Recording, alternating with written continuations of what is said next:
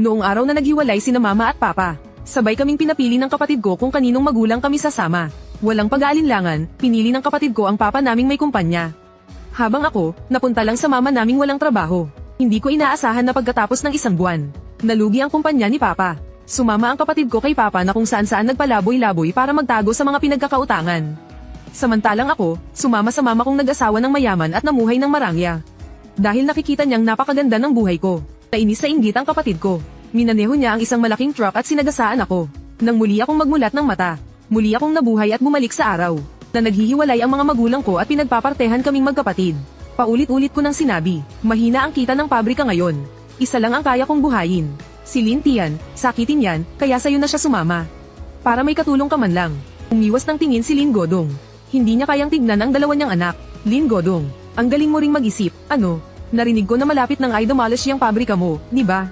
Gusto mong iwan si Lin Hao sa'yo para magpasarap sa buhay. Tapos ipapasa mo sa akin yung sakitin. Sinasabi ko sa'yo, huwag ka nang umasa. Gusto ko si Lin Hao. Sa'yo na si Lin Tian. Sa nakaraan kong buhay, sa puntong ito, nagtuturuan ang mga magulang ko. Ayaw nila sa akin. Pareho nilang gusto ang mabulaklak ang dila at malakas na si Lin Hao. Habang ako, parang basura lang na ipinasa kay mama. Pero anong nangyari? Kinuha ni papa ang perang bayad sa demolition at isinugol. At naubos lahat, samantalang si mama, hindi nagtagal pagkatapos ng divorce. Hindi inaasahang napangasawa ang isang kilalang real estate tycoon sa syudad na si Li Zhenhua. Bigla, isang boses ang pumutol sa pagtatalo ng lahat. Gusto kong sumama kay mama. Huwag niyo akong pipigilan. Mabilis akong lumingon sa kapatid kong nakaupo sa tabi ko. Sa sandaling iyon, naintindihan ko ang lahat. Hindi lang ako ang muling nabuhay. Nagbalik din si Lin Hao. Natigilan si Lin Godong. Hindi ba't itong bunsong anak niya ang pinakamalapit sa kanya? Tiningnan ni Lin Hao ang kanyang ama ng may pandidiri. Pagkatapos ay lumingon siya kay Zhao Mei at pilit na ngumiti ng pagkatamis-tamis. Maria, gusto ko pong sumama sa inyo. Aalagaan ko po kayo. Nagulat si Zhao Mei sa biglaang paglalamang nito. At agad na namulaklak ang puso niya sa tuwa. Sige, kung ganoon, sa iyo na si Lin Tian.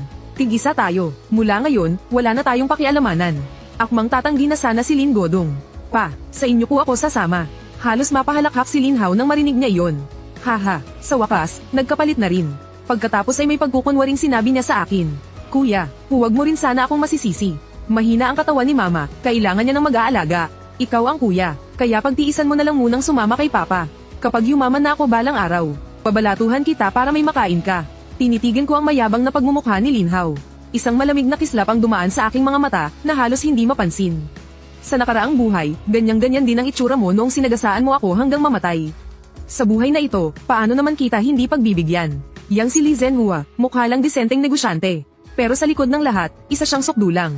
May sira sa ulo at galit sa mga lalaki.